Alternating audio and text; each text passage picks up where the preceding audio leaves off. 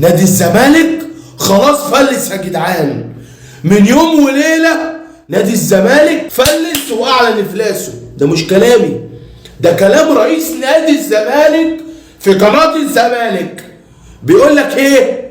مش قادرين ندفع فلوس العمال الشهر ده. العمال انتوا متخيلين اللي بيقبضوا 1000 ونص و2000 جنيه يا عيني مش قادرين، والزمالك مش قادر يدفع لهم فلوسه. الفلوس اللعيبه اللي جت دي مين هيدفع لهم؟ لو انتم مصدقين الكلام ده فالناس حره. انا عندي رساله قويه عايز اوصلها لكل الناس، فبعد اذن حضراتكم اللي بيتفرج الفيديو ده يشيروا للبراجيل والشبرا الخيمه ويشيروا لاسكندريه.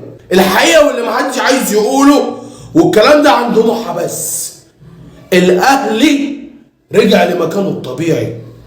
الاهلي عاد من جديد، دي الحقيقه.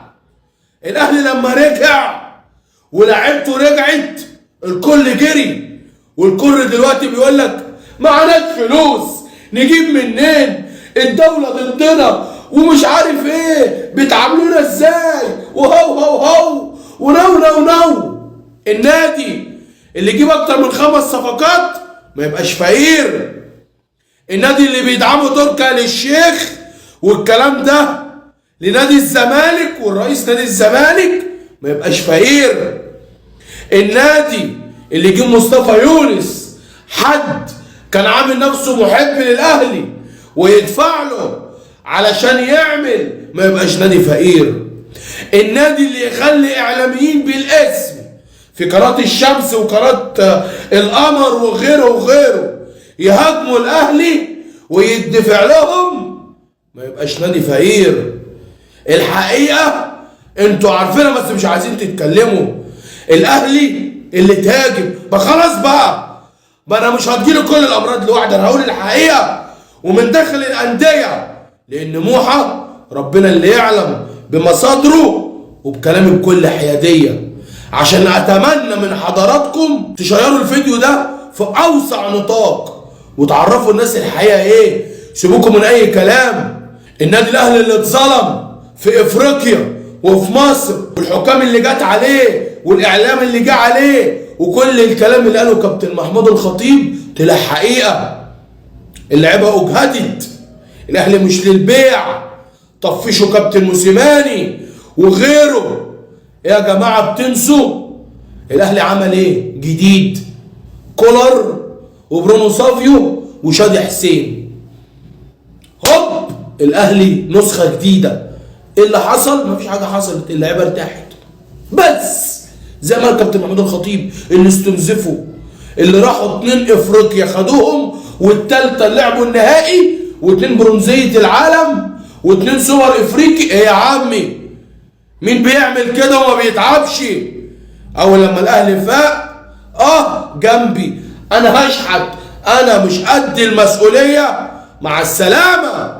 مش قد المنافسه، مع السلامه.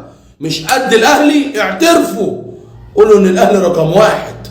قولوا ان كابتن محمود الخطيب ذكر وراجل غصب اي حد. خدوا بالكم، تصريح من قناه الزمالك من رئيس الزمالك. هو انا ليه ما بسافرش بره وكابتن محمود الخطيب بيسافر؟ ما حدش يتكلم بكابتن محمود الخطيب كأدب، كاحترام، كأسطورة، كرئيس نادي. عرفتوا الحقيقة ولا ما عرفتوش؟ هما قناة الزمالك ورئيس الزمالك والزملكاويه مركزين مع الأهلي، مش هتوصلوا لحاجة. كلامنا كله على نادي الأهلي. أصل الأهلي عمل، أصل رئيسه راح، أصل رئيسه جه. دي مش إدارة ولا ده سيستم ولا ده نادي عايز ياخد بطولات. تيجي تقول لي بقى محاربه، اصل ممدوح عباس خد الفلوس، اصل ما خدش، اصل الكلام ده تضحكوا بيه على الناس الهواه، لكن دي الحقيقه. النادي الاهلي ما بيعرفش يكون غير رقم 1، هو وجمهوره وادارته وكل الكيان. نادي الاهلي مركز ازاي يعرف الناس الحقيقه، واتمنى الاعلام يفوق، واتمنى المسؤولين يفوقوا، المسؤولين اللي بيتحاسبوا في الرياضة، اللي المفروض يقدموا رياضة في الملعب مش مرة الملعب. شفتوا لما الاهلي بس رجع 80%، لسه مش 100%، كل المشاكل دي حصلت. طب هل الاهلي جاب سيره الزمالك؟ جاب سيره اي حد ولا اي حاجه؟ شغال في صمت كابتن محمود الخطيب. فانا بتمنى الفيديو ده يظهر لكل الناس عشان يعرفوا موحى المحايد اللي بيقول كلمه الحق. انا ولا مع ولا ضد، انا مش هخش نادي الزمالك على حساب نادي الاهلي وجمهوره وكابتن محمود الخطيب.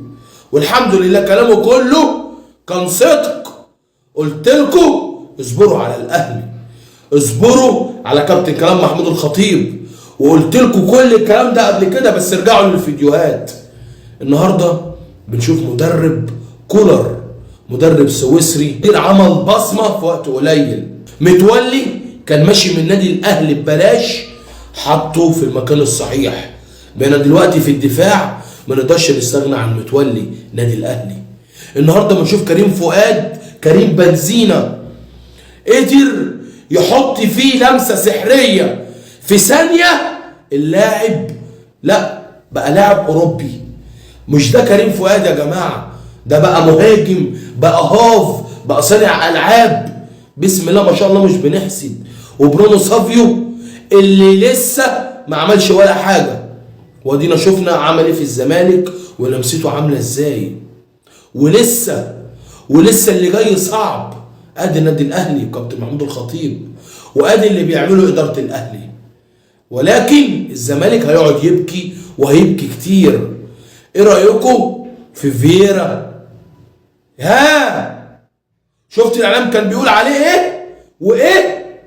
يقول لك اصل جاي هدف الاهلي ما ينفعش ما يتحسبش عشان احنا كنا بنهاجم.